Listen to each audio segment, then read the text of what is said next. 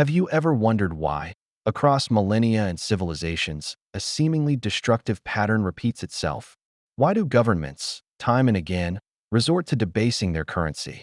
This isn't a tale of malice, but a profound historical and economic lesson in incentives, pressures, and the enduring human struggle for fiscal stability. From the Roman Empire's denarius to medieval European coinage and beyond, the act of debasing money is a constant thread in economic history. It's a practice that, while offering short-term relief, invariably leads to long-term economic instability and erosion of public trust. Understanding this pattern is crucial for students of history, economists analyzing monetary policy, investors safeguarding wealth, and policymakers striving for sustainable growth. The moment governments assumed the role of issuing and standardizing money, they also inherited the immense responsibility of funding public needs. These essential expenditures included national defense, infrastructure development, administrative costs, and maintaining social order. In metal-based monetary systems, financing these demands presented a stark choice: taxation, borrowing, or altering the money itself. When direct taxation proved unpopular or difficult to collect, and borrowing options were limited or expensive, debasement emerged as a deceptively attractive alternative. This historical context reveals the foundational pressures that have always driven monetary policy. Debasement allowed rulers to increase their spending power without the immediate political backlash of raising taxes. By reducing the precious metal content of coins, either through clipping, melting down, and reminting with less silver or gold, or introducing base metals, authorities could mint more currency units from the same amount of raw material. This process, known as seigniorage, effectively created revenue for the state. The genius and danger of debasement lay in its delayed effects.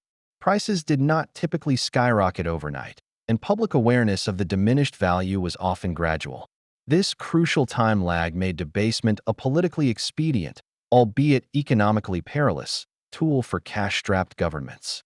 For investors, this historical precedent highlights the constant threat to purchasing power. Historically, periods of intense crisis, particularly wars, served as powerful catalysts for monetary debasement. Wars are inherently expensive and unpredictable, demanding vast resources far beyond what ordinary tax revenues could provide. Rulers needed funds quickly to equip armies, pay mercenaries, and sustain prolonged conflicts. Debasing the currency offered a rapid, albeit temporary, solution to these urgent fiscal demands.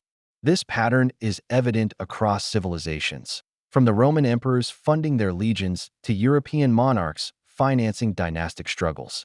It underscores how extreme pressures can override long-term economic prudence, a lesson policymakers must continually heed. As minting operations became increasingly centralized under state control, the power over the money supply became concentrated in the hands of a few. This created a fundamental imbalance. Governments held the unilateral power to alter the currency, while citizens bore the consequences of its devaluation. This centralization made debasement easier to implement and significantly harder for the populace to resist effectively. This historical shift from decentralized coinage to state-controlled mints fundamentally changed the nature of money and the relationship between the ruler and the ruled. It's a critical point for economists studying monetary institutions and for the general public understanding the origins of modern monetary systems. Debasement persists as a recurring phenomenon because it effectively spreads the costs of government spending quietly and broadly. Unlike direct taxation, which targets specific groups or activities, debasement acts as a hidden tax, reducing the purchasing power of everyone holding the currency. This diffusion makes its initial impact less visible and less politically contentious. History repeatedly demonstrates that when the option to debase exists and fiscal pressures mount, it is often utilized. This mechanism of wealth transfer, often unnoticed by the general public until its effects become severe, is a key takeaway for investors seeking to preserve capital and for policymakers aiming for transparent governance.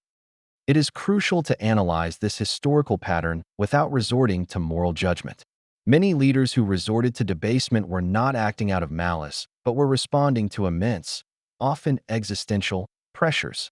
Their choices frequently reflected structural incentives and the limitations of their fiscal systems rather than individual character flaws. Understanding this systemic perspective allows for a more objective analysis of monetary history and policy. It helps us recognize that the problem is often rooted in the design of the monetary system and the political economy, rather than simply the ethics of individual leaders.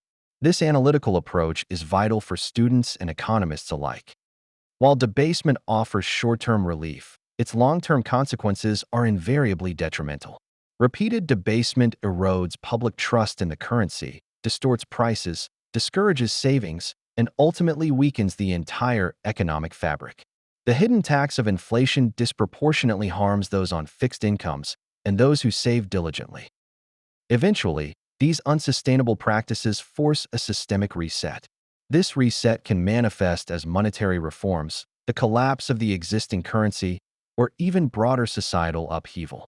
History is replete with examples of such resets, sometimes peaceful, sometimes violent, underscoring the fragility of monetary systems when trust is lost.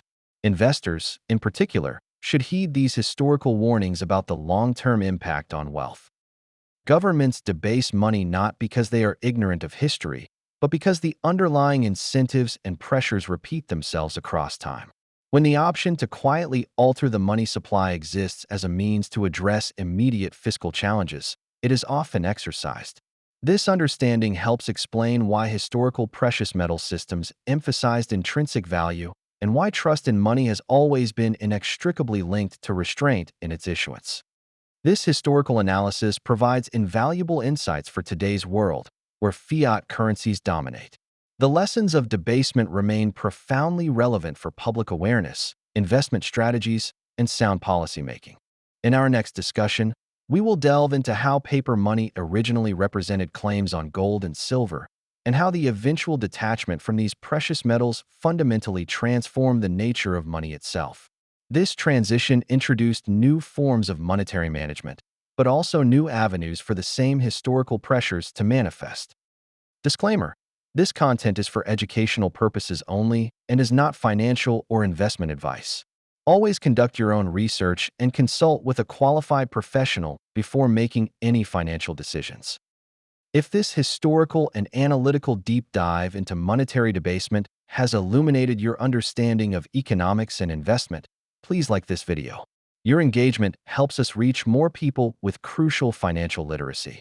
Subscribe to our channel for more insightful content that empowers you to navigate the complexities of the financial world. Share this video with anyone who seeks to understand the hidden forces shaping our economy. Thank you for watching, and may your financial journey be informed and prosperous.